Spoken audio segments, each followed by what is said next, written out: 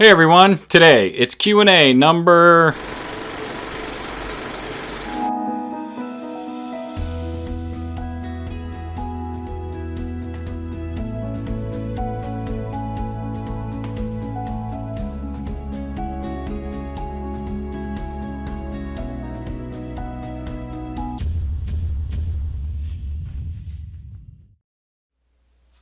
Shalom everybody, welcome to Beit Tefillah and Q&A number 13.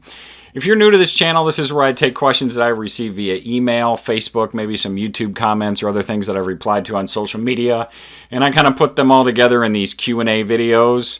So if you have any questions, you can post them below in the comment section or feel free to email me, and you can find our email address in the end credits to all these videos that we make.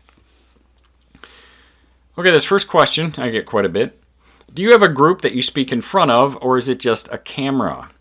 I get this question once in a while, and I don't know if I've ever answered it in one of these Q&A videos. I might have, and I just don't remember. We don't have a group here, as it's very rural here in the Ouachita Mountain Valley in western Arkansas, where we live. Right here where I live, it's just my wife and I, and our son and his wife. They live about a 20-minute drive away in town, but there's no one else around here that believes like we do. The studio that I'm sitting in now is 8 feet wide and 12 feet long, and I might be able to fit 2 or 3 other people in here around all this lighting and all this camera equipment, maybe. But for almost every video that I've ever made, it's just me sitting here talking to my camera. I know that a lot of people have asked this question because they would love to gather for fellowship, or they'd love to come and join, like-minded believers for, a Sabbath service or something like that, and we don't have anything like that. We just rest on Shabbat. Like I said, we don't know of anyone around here that believes like we do. It's just us. We are going to gather here for Sukkot this year, and we're looking very forward to that, but other than that, we don't have any other plans to do anything else due to how rural we are and no one else being around. Now, maybe Elohim has something else in mind years down the road, so he'll lead and we'll follow. But for right now, we personally don't have any plans to do anything else. And I know there are some Torah teachers out there that like to give this illusion that they're speaking to a big crowd of people. There's a couple guys that I know of that are there with a podium and a microphone and big speakers, and their audience is their wife or nobody. And people, they shouldn't be posers. They should be real about it. Yeah, I have a microphone here because it's plugged directly into my camera, like anyone else making YouTube videos. But I could make it seem like I was speaking to a big room if I wanted to. How does this sound? Hey, everybody. Welcome to Beit Tefillah. Thanks for being here, and give yourselves a big hand. All right. There we go. See? My wife is in the house. I'm just sitting here talking to the camera, and there's nobody else. Even the crickets are fake. Next question.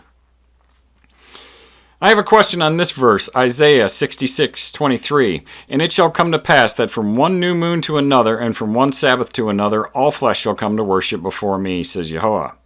I haven't seen a verse that commands us to have a day of worship for the new moons. Have you? Except those which are a set-apart Sabbath, like Yom Teruah. Okay, this is a good question, but I don't think that's the intended meaning of this passage. Where it states from one new moon to another and one Sabbath to another, that's like time passing, like day by day and year by year. That passage pertains to all flesh that will come and worship before Elohim, not when they will worship Elohim. We're told to recognize the new moons and rest on Shabbat, of course, but not worship, with the exception of Yom Teruah, as was stated in the question. So on the feast days, on the high holy days, or the high Sabbaths, those are different, okay? But that's a good question there, and one I received it quite a few times, so I thought that I would hit it in this video. Okay, next question. I received this question actually the day before I saw almost the same thing posted on Facebook, so I simply pasted my reply that I had already typed up in my notes for this video to that Facebook post. But let me go ahead and read the question that I received. Who is the one spoken about in Genesis chapter 3 that will crush the head of the serpent? Okay, let's go ahead and read that verse that was asked about from Genesis 3:15. I shall place hatred between you and between the woman and between your seed and between her seed. He will crush your head and you will bite his heel. Now, for some reason, the Christians interpret this verse somehow to say, I will send one to crush the serpent's head, but that's not what this verse says at all.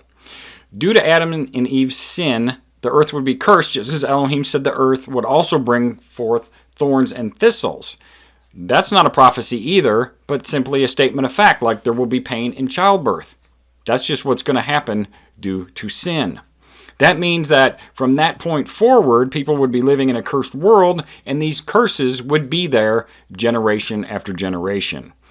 Everyone is going to be tempted by the so-called serpent that is destined to move now in that dust, that same dust that we're made from, right? Man would have to toil to scratch out a living from that dust, as Elohim said, from the dust you were taken, and to the dust you will return. Choosing curses leads to dust or death, which is where temptation or the serpent lies, striking at our heels or tempting us while we try to crush his head by rising above it or overcoming temptation as we walk or live our lives. Does that make sense? So that was simply a statement of fact by Elohim and not some kind of prophecy. And it's not simply about being afraid of snakes either, as some people suggest. Not everyone is afraid of snakes. A lot of people like snakes. A lot of people have them as pets. We have a lot of poisonous snakes here, like rattlers and water moccasins and copperheads, so I'm not going to say cool snake, But if it's like a rat snake or a black racer, yeah, I'll pick it up and check it out. I like snakes. I like wildlife of all kind. Look at how afraid some people are of spiders. Personally, I know more people that are afraid of spiders and mice than I do of snakes. So it's not what it's talking about, is being afraid of snakes. It's a little deeper than that, okay? Next question. In the Torah, the instructions regarding a chosen place for worship and sacrifice is specific. Assuming the Pentateuch is Mosaic in origin, the commands would have been well known to the prophets, yet Elijah offers sacrifice on Mount Carmel, and it is said to have been accepted by God. That is not the chosen place, so was Elijah permitted according to Mosaic law to do so, or was Elijah in transgression of Mosaic law? Okay, I love deep questions like this. This is one of the better questions that I've received to date. Before I talk about this, I need to talk about somebody else, another figure in Scripture that was doing something similar.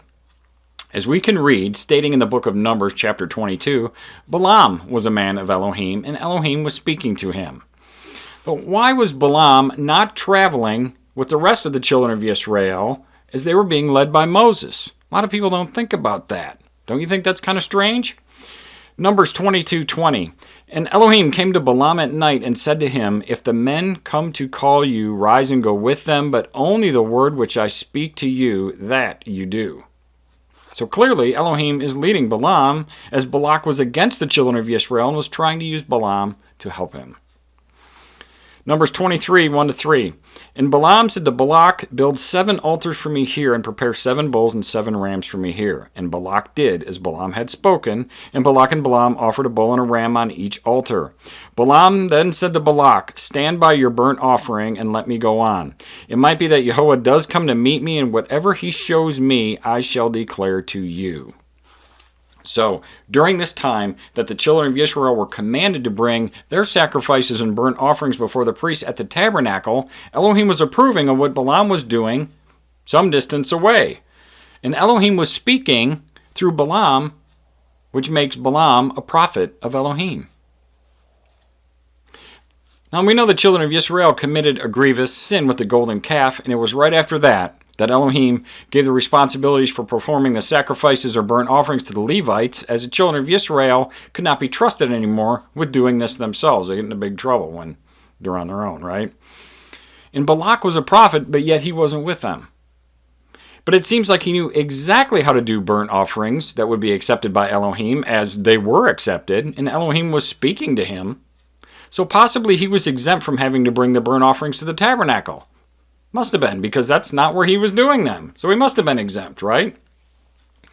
And Elohim does not change, as we know. So there had to be something like this going on, as way prior to this, Abel, Noah, Abraham, Isaac, and Jacob were all doing their own sacrifices way before there was anything called a Levitical priesthood. Elohim was speaking through Balaam, so Balaam was a prophet. And of course, Elohim was speaking through Elijah, so Elijah was a prophet as well. Yeah, and it seems like the prophets of Elohim are in a different category than regular people or even the regular Levitical priesthood. Moses wasn't a priest, even though he was a Levite. His brother Aharon was the high priest, but Moses could come and go in the tabernacle without repercussions. Remember that the children of Israel didn't want to hear the voice of Elohim anymore because they said, lest we die. So Elohim spoke through Moses and his prophets after that. Even King David, who had the heart of Elohim and was a very righteous king, still had prophets.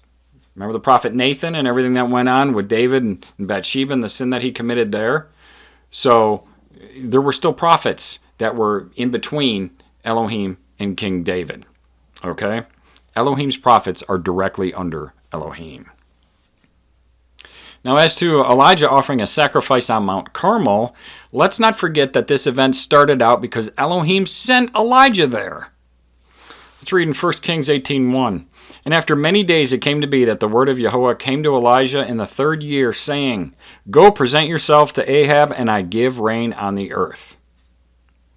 However, would Elijah have been exempt from sacrificing at the temple or tabernacle as well when he placed an offering on Mount Carmel? Let's read in 1 Kings 18:30. Then Elijah said to all the people, Come closer to me, and all the people came closer to him, and he repaired the altar of Yahweh that was broken down. So in this case, we're told that Elijah repaired an altar of Yahweh. He just didn't make one himself. He repaired an altar that was for Yahweh, and he used this when he was mocking the prophets of Baal.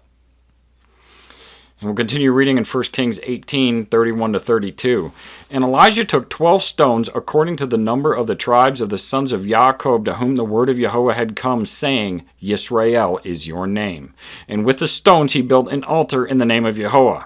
So let's look at how meticulous Elijah was. He's preparing and building this and making it as set apart as he could according to the instructions in the Torah of Elohim. And we know his offering was accepted, as we can read in 1 Kings 18:37-38.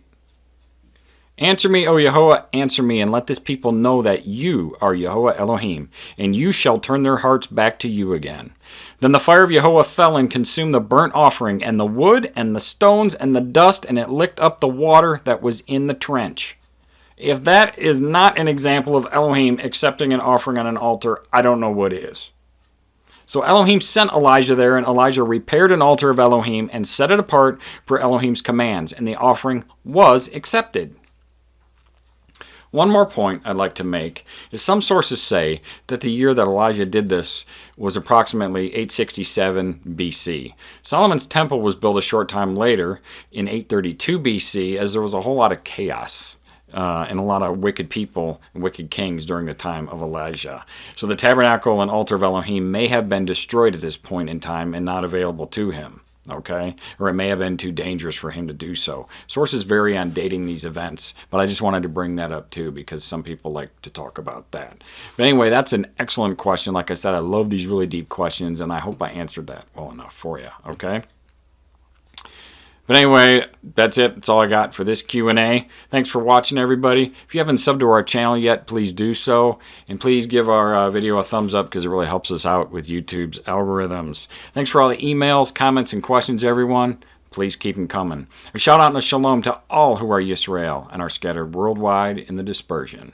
Everybody be blessed and have a wonderful day.